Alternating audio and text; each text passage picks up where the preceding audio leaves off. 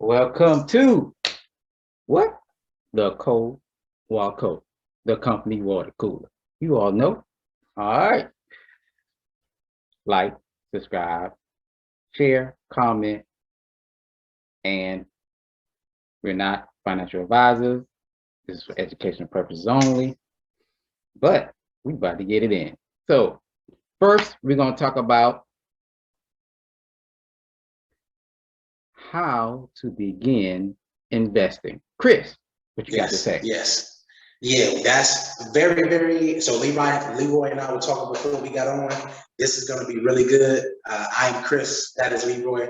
Ladies and gentlemen, thank you for joining. How to get started in investing. That was the point, right, Leroy? That was the one? Okay. Look, I said it was going to be a good point, and then I asked you what it was. That was hilarious. But yes, so again, you don't have to be a genius to invest. You don't have to be a PhD to invest. You don't have to have a master's in business administration to invest. You are worthy of investing because you are worthy of your own future. You have that ability to do that. That is perfectly okay.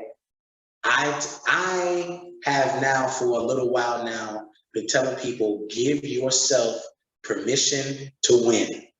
You start there and you're good. Okay, give yourself grace, that's the first thing, and give yourself permission to win. You do those two things, then you're good. And I mentioned to Leroy before we went on, we had a good conversation, and I want to remember all the points. Investing is not something you have to stop your whole life for to do.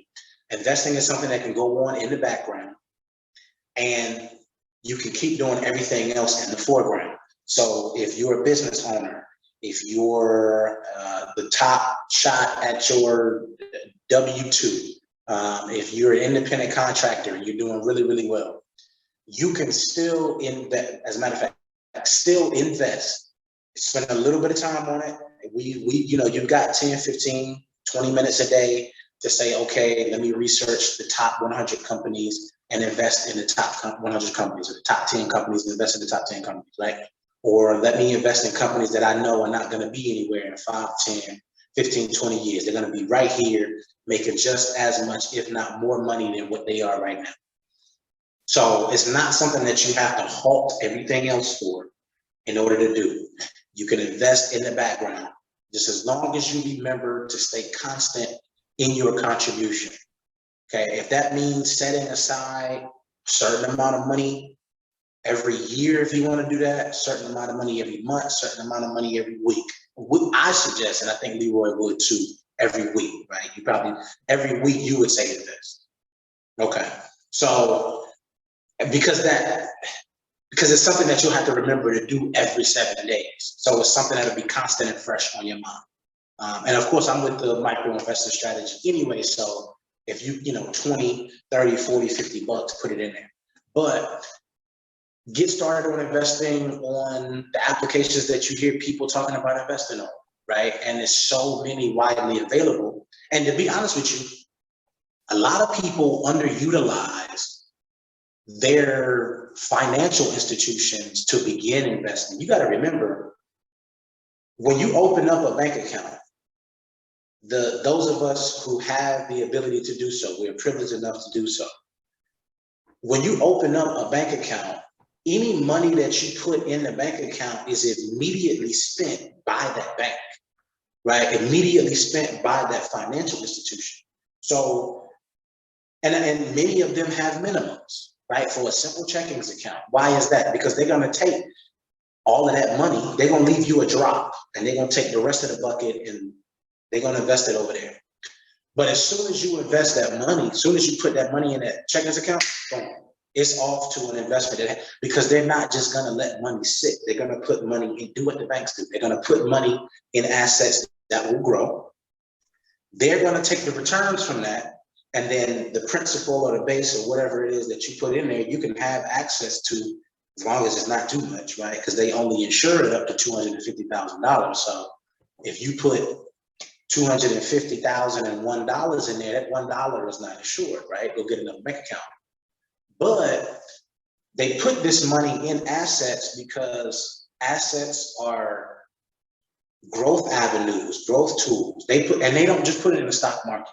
They put it in business. They put it in real estate. They put it in hard physical assets.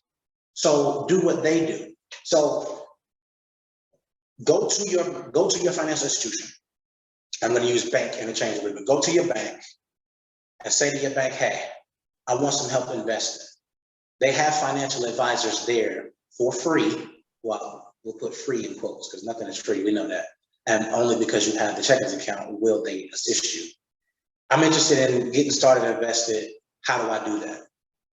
These people are licensed, right? If they're not licensed, they're certified. If they're not certified, they're on their way to certifications or license. If they're not on their way to that because they got in before they had to get that certification and they're being grandfathered in based off of the degree that they have, they still have a degree, they still got a business degree. So people have done the work for you already. Utilize their talents. Hey, I'm interested in investing.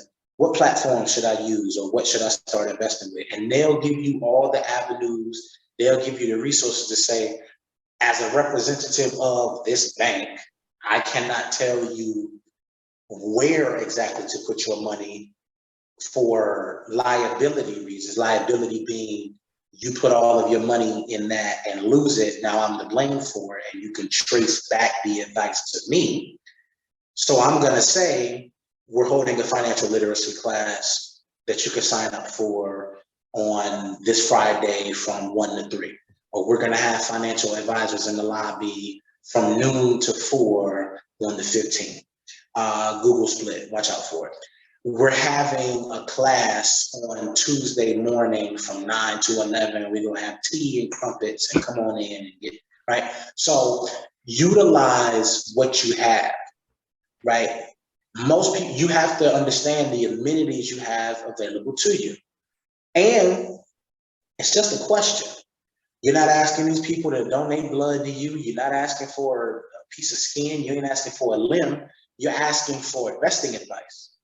Utilize that, right? You live in a nice condominium and the complex is amazing. You pay $3,000 a month to live there. Why would you just spend all your time inside of that condo?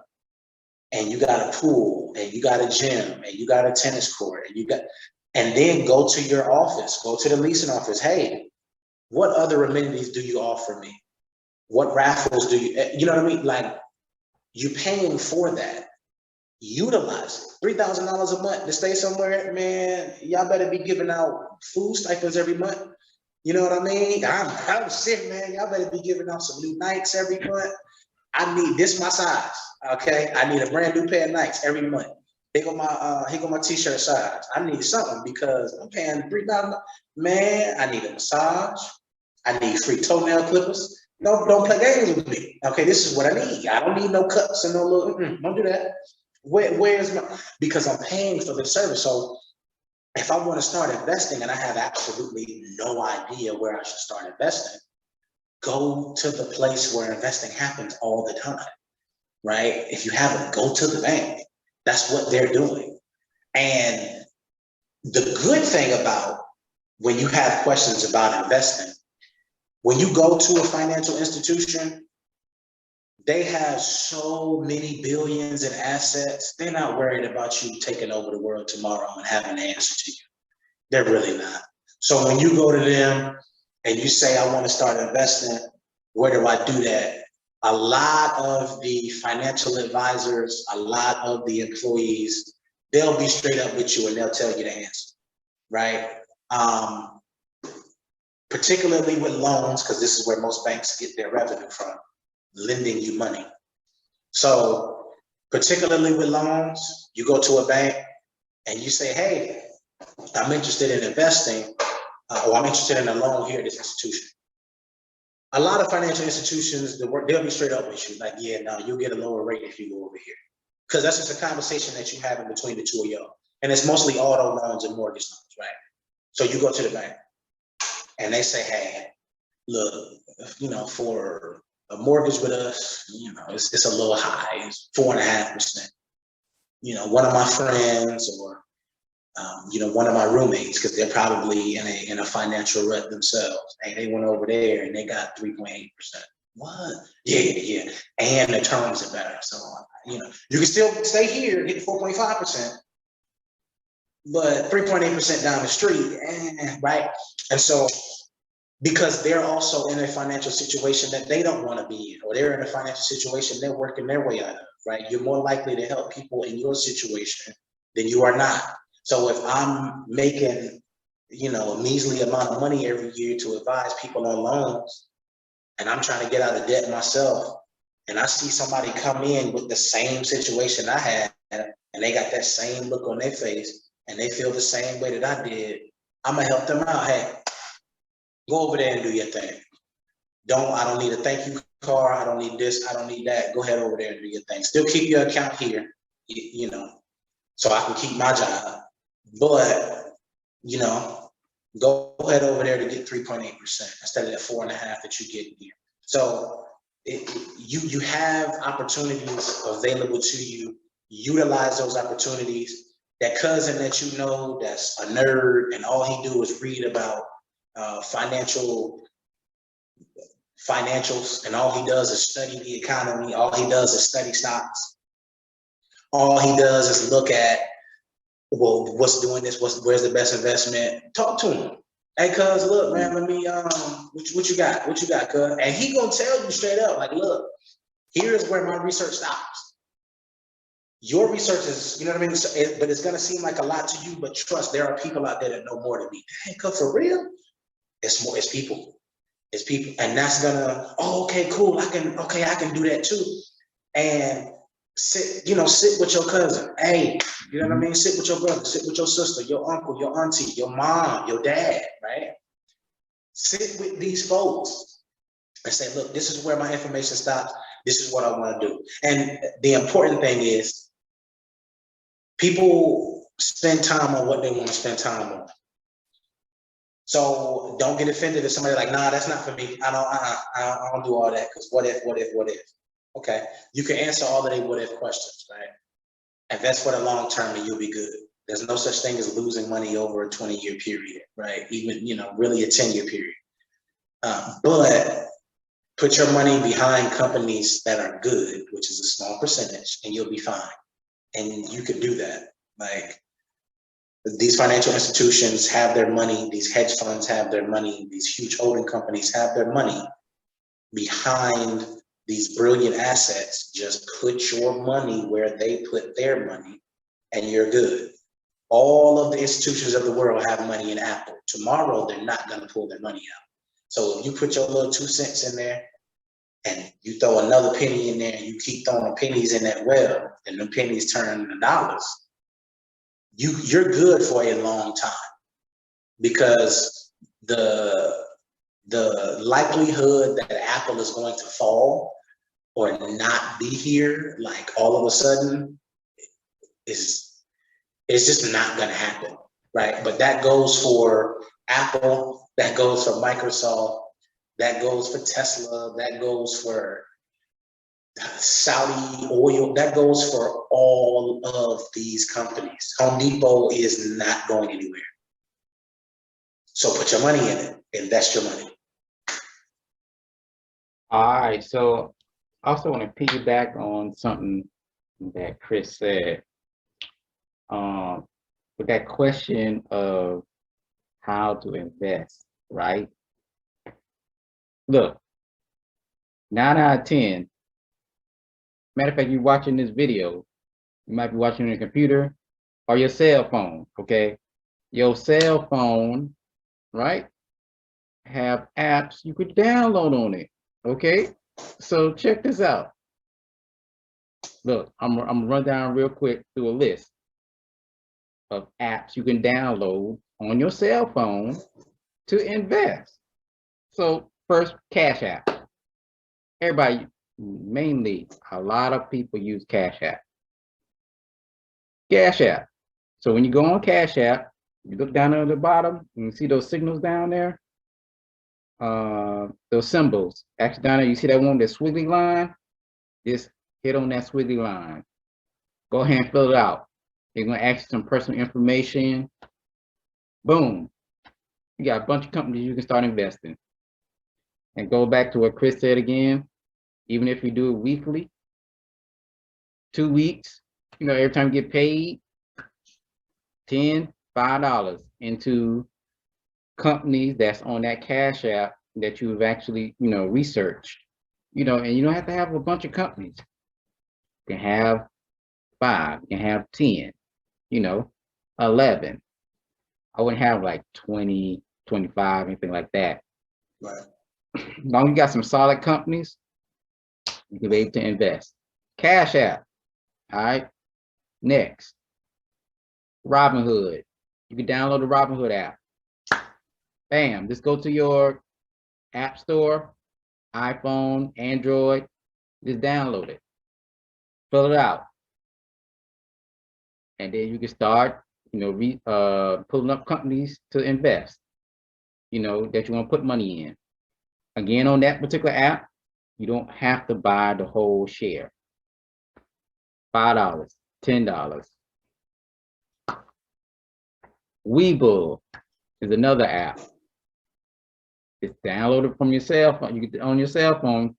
And the Cash App, Robinhood and Webull, you can actually download those on your computer also too, if you don't have a cell phone. Just fill it out. Just fill your information out. Webull, you can do partial shares on there too. You can only do partial share, I think, starting at 8 o'clock or something like that, 8 a.m. in the morning. You'll put in your order. With Robinhood and Cash App, you can just go and put your order in, and then once the market opens up, it'll activate your order. So you can actually do those. Just in case if you're thinking about it at nighttime, you're thinking, you know what, I want to invest into this company. Okay, yeah, I'm just going to put my order in. So I know on Cash App and Robinhood, you can be able to do that. They'll hold your order until the market opens up. Webull, you could do it at 8 a.m. on Webull. All right. Now, you also have, when he was talking about those banks, they have apps too you can actually download. Like, for example, one, Ally Finance has an app. You can actually download to your phone and actually invest. I don't know if they do partial shares on theirs. So I don't know that for sure. If they do partial shares, you might have to buy a full share. I don't know for sure. And then also with JP Morgan Chase Bank. Yes, sir. Yes, sir. JB Diamond. Watch out for that boy, man. He's serious. That boy's serious. Mm-hmm. So when you download, that's fine. Mm-hmm. Say that again. That's fine. Go ahead. You kill it. That's fine. Go ahead. So you can actually download. Well, if you open up an account with them, you can actually download their app, and they have a self direct investment piece in their app where you can actually invest in companies. Now with them, you can't do partial shares. You have to buy full shares with them. And when they're actually, purchasing stocks with them. And plus they even have inside their app too, they can automatically do it for you. So they got like automatic investment inside of their app too. And then like you said, you can go inside the banks and talk to a financial advisor too. So how to start? Get that cell phone, download those apps, go ahead and start investing. And also you can actually use certain apps for certain things, so you don't have to use this one app. Like, for example, I use Cash App for my savings account. I use Robinhood whenever I'm doing options. And then I use Webull if I'm going to do like long-term holds for shares, for stocks. I use Webull. And so I got, I split it up. So I have like, 3 different portfolios, but I have a certain portfolio for a certain thing. So just keep that in mind. Invest. Yeah, and that, to add to that too, I mean, listen, every single financial institution has an app for you to invest. So Leroy just gave you 5. Wells Fargo is also a bank. Bank of America is also a bank. They also have investing platforms where you can get on and invest your money into the market. That's 7. Betterment, you can also put your money in that. M1 Finance, M as in Mary, One Finance. They actually have you create a portfolio that you can put a minimum, you can put the minimum in. Every time you invest, you put the minimum amount of money in, but you create a portfolio of companies, and that's where your money goes. So if you want to Google top 10 companies, put those 10 companies in that portfolio, and then every week put $20 in there. That's where your money, and M1 will divide that money up based off of the percentages that you pick. So if you want most of your money to go to Microsoft, most of your money is going to go to Microsoft. They'll take that 20 and they'll split it up. But you have, that's 9. You have all of these available to you. So rewatch the video, write down those platforms. If you want to get invested in cryptocurrency, Kraken is great. You can also use Robinhood that has investments in crypto as well. Charles Schwab, you can also, that's 10. You can also go to Charles Schwab. You set them up, and Charles Schwab lets you do partial shares. They actually have what they call a slice. So they have, you can invest in slices of companies, right? Again, with the pie analogy. But when they say slice, they mean small slice, because the whole pie is obviously the full share price. So that slice is going to be the partial share price, whatever it is. Minimum $5 per company that you put your money. You have options available. So watch it again. We just gave you 10, but put your money in the market, invest that. And if you want, like I said, hard assets, you want tangible, you want real estate, you can do that as well. Again, you can still talk with a financial advisor at a financial institution. They can let you know, hey, because everybody got a cousin that's in real estate. Everybody got that one auntie that dressed real nice and got that nice, and her car is always white. She always got like a white German car, right? Or she got a white European car. And it's always like, hey, auntie, this is what you get from, and she always in real estate. But she ain't never got to like market and advertise for it. Yeah, so auntie, she know what it is, like how I get into real estate. It's just a question. We have Google at our fingertips. Use Google. But what I found is this is my, it's not even a secret, but it's best to reach out to those whose position you want to be in. So don't think that just because somebody has a net worth that's 1,000 times yours, they're unreachable. Send an email, write a letter, reach out, because you don't know the answer to a question you don't ask. So I'm gonna reach out to whoever has the answer to that question. I'm gonna reach out to their team, and they're gonna get back to me at the earliest convenience. Reach out to the situation, to the man, to the woman, to the institution that you want to be. All right. So next, we're going to talk about how long you should hold your investment. Forever. Never let it go. Forever. Do it forever. No, but seriously though, when you have a good investment, the top 10 companies in the world are only going to rotate. They're not really going to fall out of the top 10 unless leadership changes and unless management is total trash. Those companies you want to hold for, I mean, think about it. This is how you can think about it going forward.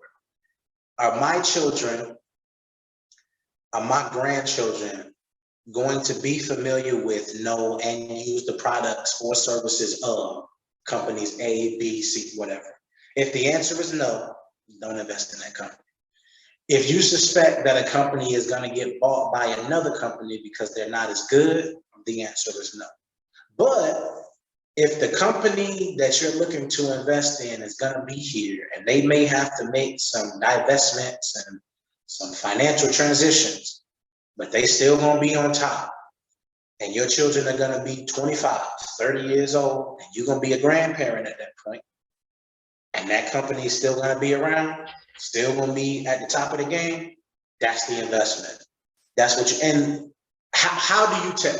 How do you tell if that company is gonna be a good investment? How do you know if that company is gonna be here 20, 30, 40? You don't.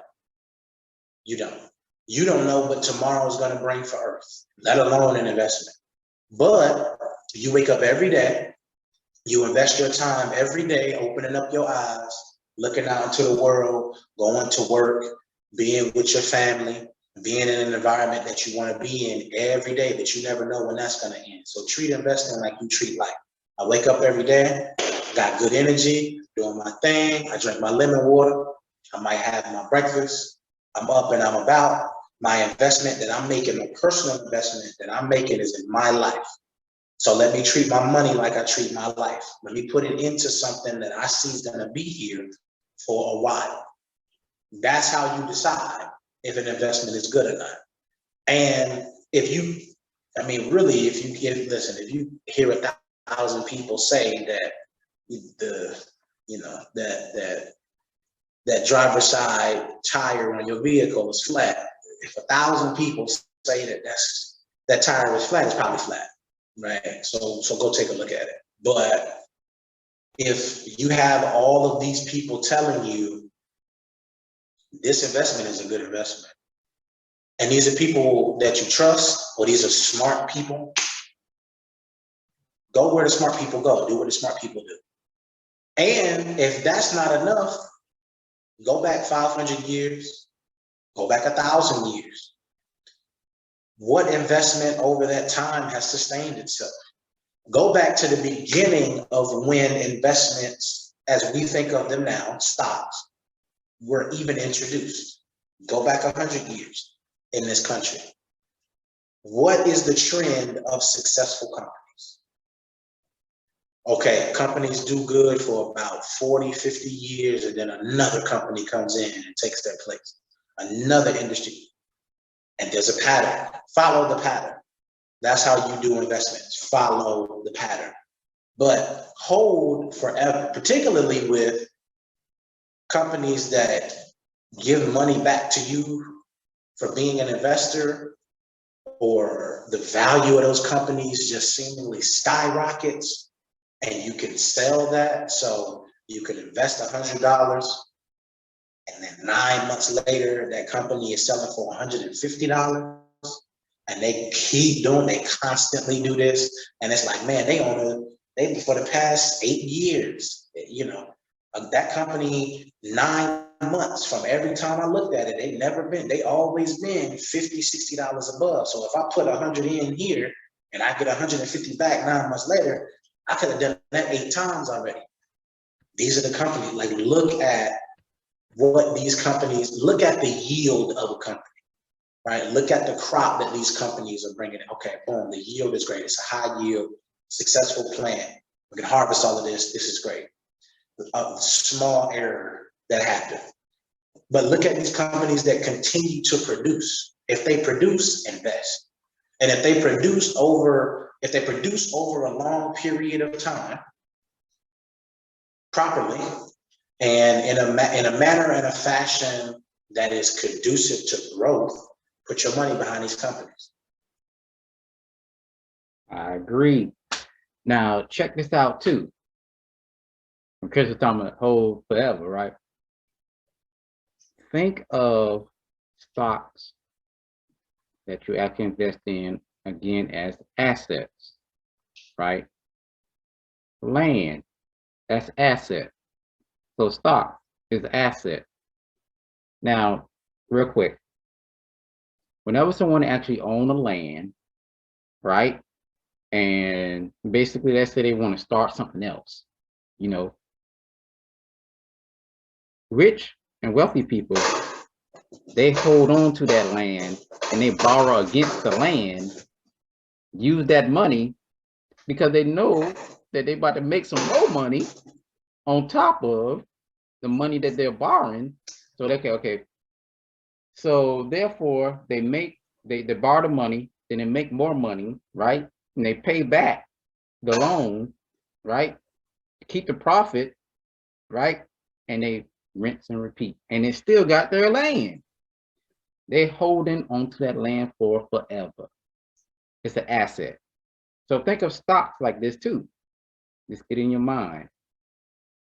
Hold.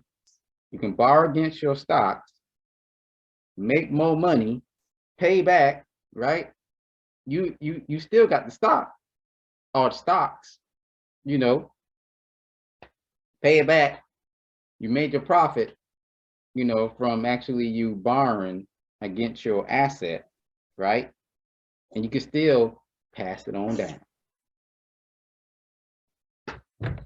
You're making money on top of money. On top of money. To add to that too, Leroy, when you had, so, because both of those, you know, both of those asset classes, real estate and stocks. To add to that, when look for, I always say, put your money where the smart people put their money. Look for companies, institutions, individuals that are creating the future. We talked about trends a couple videos, I believe.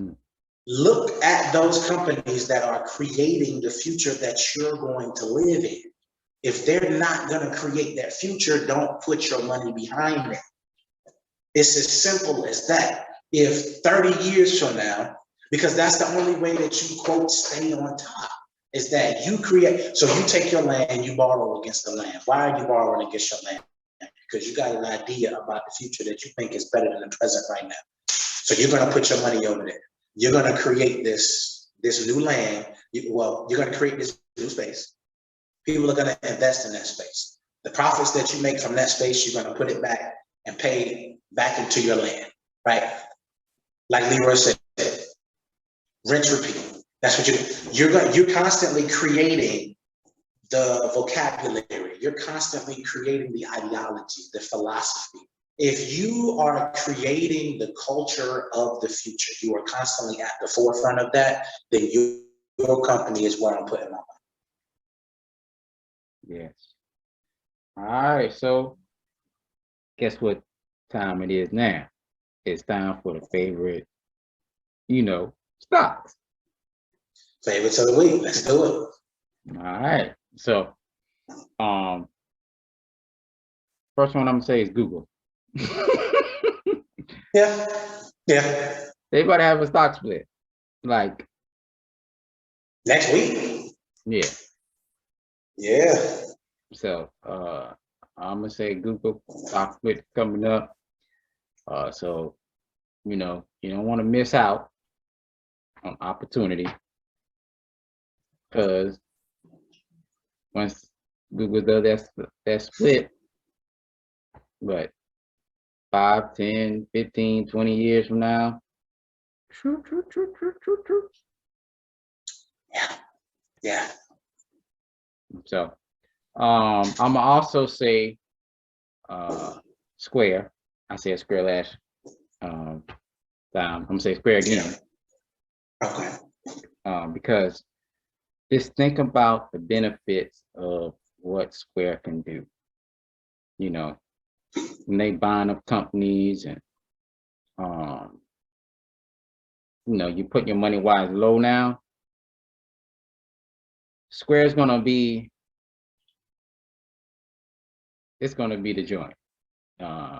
So for the future, I mean, they've tapped into so many creative stuff. They're staying ahead of the curve. So Google, Square, and I'm hitting on the Amazon again too. So those are my three. Yes, sir. Google, Square, and Amazon. Okay. So this week, what I'm doing, Leroy, is my dividend exploration. So okay. Yeah. So I'm gonna give a company. This is gonna be a part of my dividend exploration series, because I want to seeing returns on your investment shortly after you make them is very, very important for people to see that are new to investing, so they can stay invested. So the company this week that's in my dividend portfolio is ExxonMobil, X-O-N, ExxonMobil. So it's a great dividend play. Here's how. ExxonMobil right now is trading at a little over 86 bucks. Dividend yield is 4.23% according to NASDAQ. That's about $3.50, $3.60 a year. Now, dividend yield is the total percentage of the stock, the actual price, as it relates to the payout. So with a 4.23% dividend yield at an $86 per share price, you just multiply 86 times 0.0423 or if your calculator does percentage, 4.23%, and that'll give you that 350, that 360, right? That's the total percentage of the share amount that it gives the dividends. Dividend payout ratio is net income. This is the money after all expenses, including taxes, over the amount paid back to shareholders, right? So ExxonMobil has a 60% dividend payout ratio, which means that 60% of the company's income goes back to those who invested in the company. So they take 40%, they put it in new ventures, they put it in new business ideas, they invest in other companies, etc. Right? They put it in their venture funds and what have you.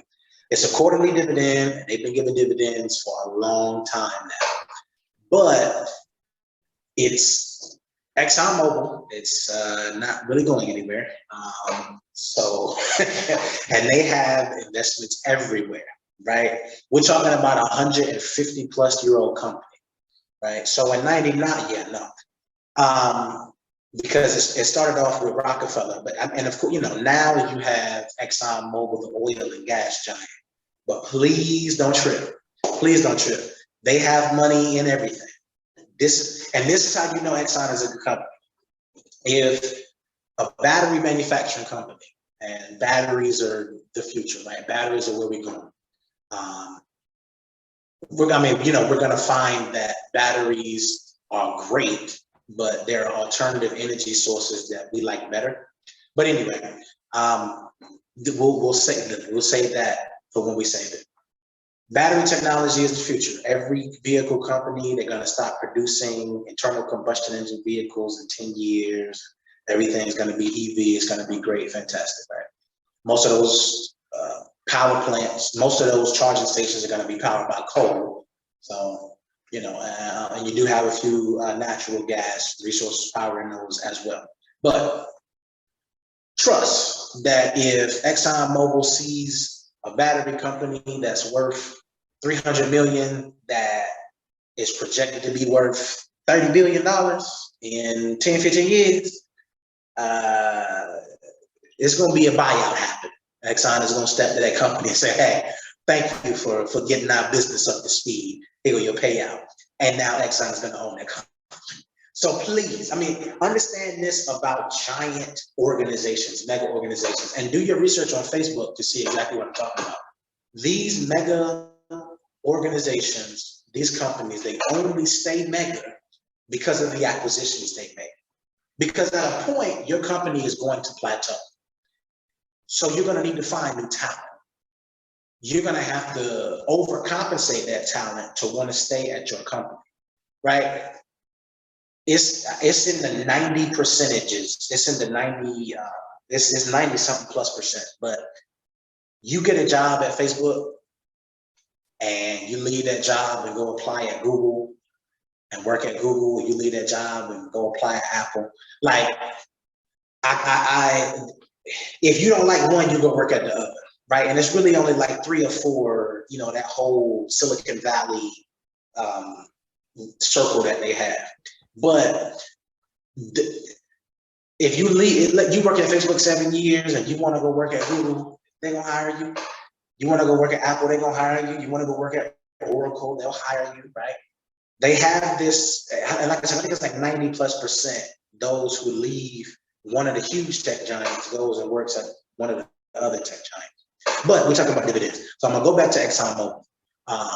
$3.50, $3.60 a year dividends paid out quarterly comes out to about 90 cents per quarter for the company.